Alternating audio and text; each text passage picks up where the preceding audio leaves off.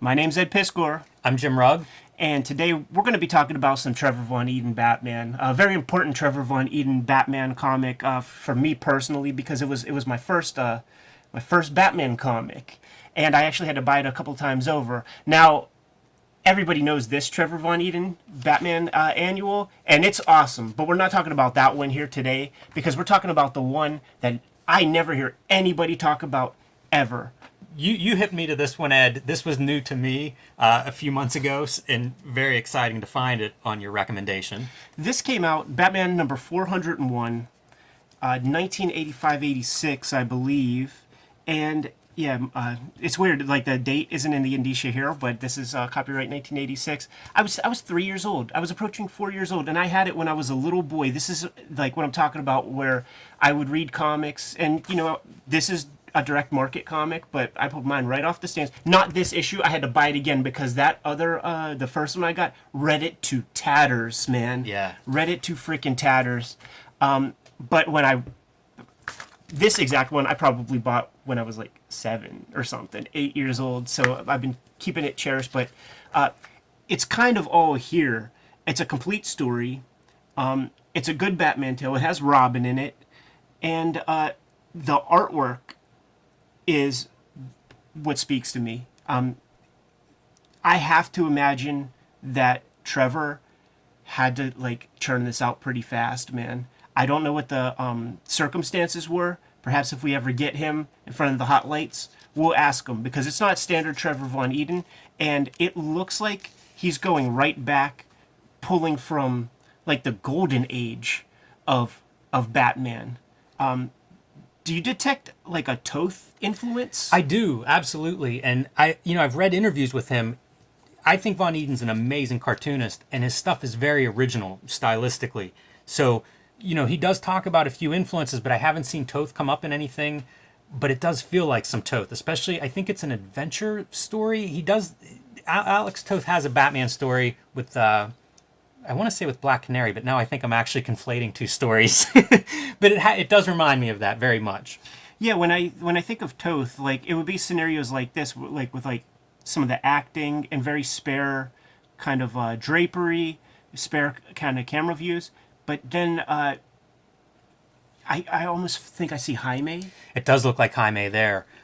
Definitely that character's face. It's very graphic, this style. So Yeah. you see like boldly spotted blacks, and even the line work has a certain flair to it that is pretty uncommon in comics. It's not feathered out lines. It's not these smooth marks. It's really attractive stuff.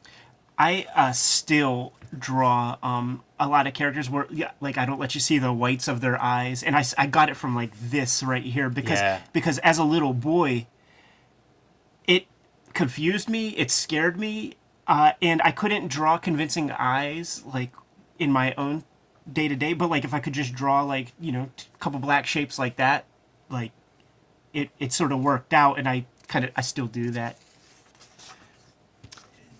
Every once in a while, you'll see a little bit of fuss. Mm-hmm. You'll see a little bit of fuss, but then things like this are just like so effective, and it's a big gala, it's a big ballroom. One of the things that I like about Toth, or like a Jaime Hernandez, is that they can cheat that stuff in like a really, really smart way. And I think Trevor Von Eeden handles that pretty well here. If I was drawing this, you would see ornate architecture, and I'd be referencing statues and junk. A big-ass curtain with a big-ass window and lots of people sells the idea. Absolutely perfectly. This is an unusual composition. The Bruce Wayne, Commissioner Gordon faces being like butted up against each other and about the same size there. That's pretty unusual. Yeah. I speed is a factor in this story, I have to imagine, because we're going to see some really, really rough stuff that works. Yes. It's not hack work. This face like really struck me. But the other thing about like this material, now this is Batman 401. Year one is a couple issues away, and I feel like Mazzucchelli might have looked at some of this. I wonder about that. I see a little bit. We looked at Iron Man 39, which is a famous issue for being drawn very quickly And some of the drawing reminds me of that. Very much. Some of the line treatment. But you mentioned about, a couple panels that are drawn quickly. These look like they're very fast, and I think they're great. They're striking. They really do stand out. The stuff that Mazzucchelli was doing around this time, like on Daredevil, it would have this kind of like line quality, but then there are parts like this is interesting, like this kind of like conceptual piece. Yeah. It's like the one conceptual panel. It's really cool. In the entire piece, and I like his Bruce Wayne a lot. It's very caricaturized, with the Playboy elements involved. In fact, this is written by Barbara J. Randall. That's Barbara Kessel. Oh, okay. Yeah. I wondered about that. Now this is where she gets really fun. Because I swear, man, you would find some like Jerry Robinson type Batman drawing that looks like this.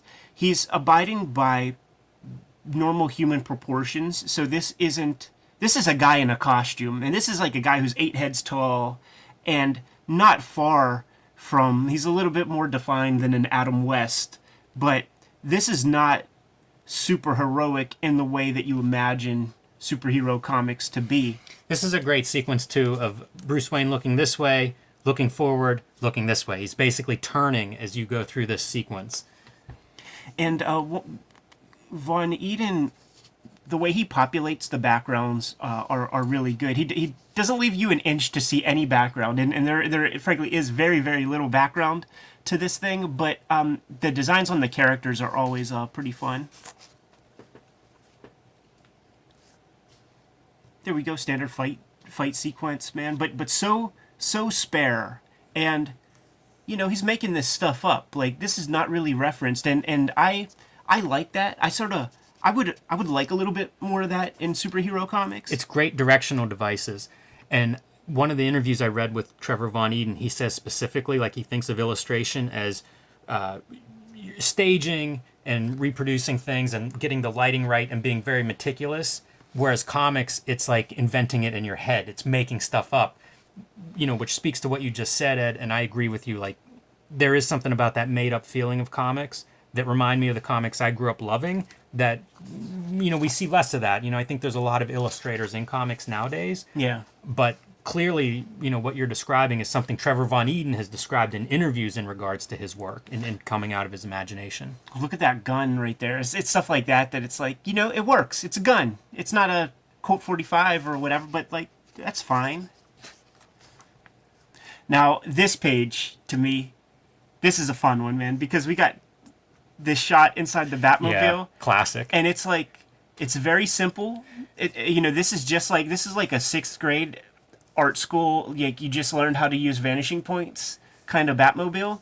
But like this piece right here, mad smoke, the little bubble up front, it's the Batmobile. And it's totally the Batman TV show. Yeah. That's really great. Yeah, this character Magpie is like John Byrne creation, I guess, in the Man of Steel stuff. Also, that looks super Golden Age. That's what this is. This is like a Golden Age romp, man. But yeah, that's a John Byrne character. And here we have that like squat Batman again. That's like super small. And I don't understand. Like, I basically picked up Batman from this issue forward for many, many years. It was like X-Men and Batman were the ones that I would definitely scoop up all the time. But it's like, this is before Jason Todd. Like, Jason Todd comes after year 1. But Nightwing exists, but there's Dick Grayson. So, like, the beauty of this is the perfect first comic for me to get, because it is, like, I knew Batman because of the Adam West thing. So give me, like, the exact, like, I want this Robin, I want this Batman that looks kind of doughy or normal. I think there's a little cut in promos on John Byrne's character designs with this costume, because like it's a bad costume to be like doing evil in or whatever, man. And little Robin tries to pull a move and takes her shirt off. Yeah, that's kind of a strange choice, right? Yeah, I wonder if they work Marvel method or and then he's embarrassed, covering his eyes. Right. Frederick Wortham was right. A lot of silhouettes. Yeah. On the immediate foreground characters. Hard to tell whether that is a time-saving method or if it's something to increase the speed of reading. You know, less detail, less to take in, you read faster. Not necessarily what he was going for, but possibly. Yeah. And once again, a lot more kind of like made up. Like, if this was a black and white comic at SPX, it would be like the greatest comic at the festival that year. That's a great Batman head. It's very simple. You know, again, recalling Toth or one of these guys that just did very simple shape kind of stuff. One line for a mouth, reads perfectly, feels dimensional, even though there aren't a lot of rendering or cross-hatching there. Yeah. And I am such a sucker for the shadow underneath the nose and no holding line on the nose. Whenever you're a kid, like, getting into comics and you're reading about, like, the steps to get into the game, one of the things that they stress is trapping lines and, like, letting the colorist know where everything's supposed to be. He doesn't do that to different effect by way of the color steps throughout this thing. Sometimes the colorist isn't very considerate on some of those nose things, but as a black and white piece, like, I would like to buy a page from this issue. This is where it really starts to feel Toth-ish with this E, because it's almost the way Toth, like, I've seen this exact sound effect with the E's in Toth comics. In fact, that Alex Toth drew the first Juggernaut appearance, and when Juggernaut, like, trips a signal or it trips a defense mechanism, like, the E in the Toth scroll is all over. So it's like, this face feels very Mazzucchelli Batman Year One to me. Yeah, and then this is like John Romita. This would be a page I'd like to own out of this. Such a good sequence. And, you know, pretty much standard comics fare.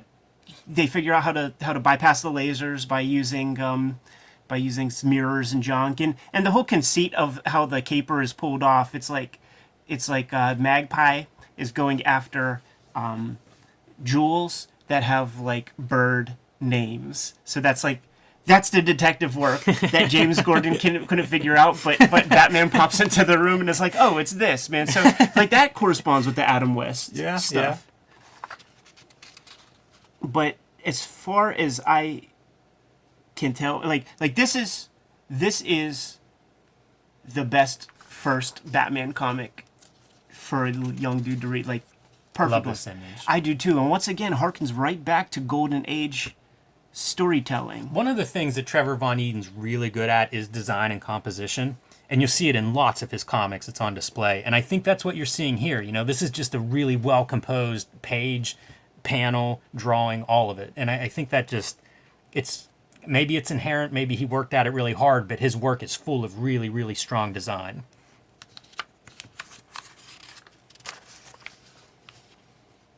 And there it is, man, the grand finale. We had Neil Adams Batman. We had some Jim Aparo Batman at this point. Tom Mandrake, like Gene Colan, like all these guys doing their best Rex Morgan MD Batman. And this issue, Von Eeden takes it back to the old school, strips it all down to the bare elements that made it a great Batman comic. And this is one of those gem, diamond in the rough comics in terms of the artwork. When it comes to the story, mileage may vary, but the art of this baby sings, man. And I had to show it off, put it underneath the microscope for anybody who hasn't checked this one out. Yeah, this is a great one to find. I was very happy with this recommendation, Ed. When I hit the quarter bins and stuff and I see this thing out there, I always buy copies and just like to give out to my comic book making homeboys. Yeah, that's a nice practice too. Interesting the contrast you mentioned with Neil Adams' Batman, because that is an artist that Trevor Von Eeden is very close to and I think admires, and worked in Continuity Studios for like 20 years. I didn't know that, actually. So it's somebody that he speaks highly of in interviews and stuff, but does not allow his influence in the art. You know, it's still Trevor Von Eeden art and style, and not something that he's pulling from Neil Adams. So how about this, Jim? Some future episode, we'll unpack this baby, man, the Primo Von Eeden stuff. There's a lot of Trevor Von Eeden I'd be happy to look through, so definitely anytime, Ed. We better split right now, though, man. There are comics to draw. So, Kayfabers, like, subscribe, and follow the YouTube channel. Hit the bell icon. We'll let you know whenever we have new videos available. You can find Cartoonist Kayfabe merch at our spread shop. There's a link below the video to that. I have comics to draw, Jimmy. I know you do too, man. Give these guys their marching orders. Read more comics.